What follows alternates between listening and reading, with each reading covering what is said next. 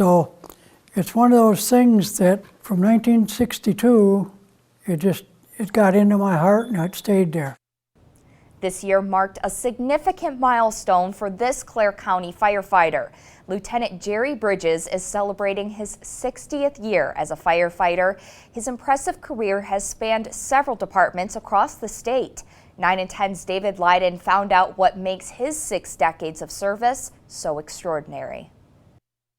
I started in 1962, January 1st.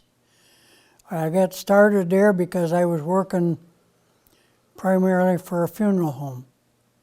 I was going to become a mortician. It is perhaps the unlikeliest way to start what would turn into a 60-year firefighting career. But in 1962, Jerry Bridges was working a part-time job at a funeral home in Holt, Michigan. In those days, the funeral home also ran the local ambulance, teaming up with the fire department. One day, one of the guys says, "Hey, how'd you like to come over and be on the fire department?" Half the fire department I had already met because they was running the ambulances. And that night, before I left, I was signed up to be on the fire department.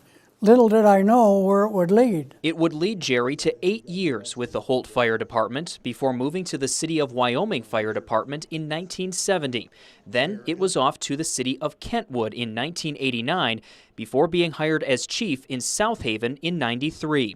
After a brief retirement, Jerry was back at it with a volunteer force near Allendale. I told my wife, the only way we're going to get out of here, get out of the fire service, is for me to retire and move where nobody knows me. So Jerry and his wife moved to Farwell, where he promptly joined the Surrey Fire Department before joining his current department in Lincoln Township. Being in a fire service is unlike anything else. Being in a fire service it's a way of life. Jerry was honored for 60 years of service this summer, and he's already looking forward to year 61. When you save somebody out of a fire, as a citizen in your community, you don't forget that.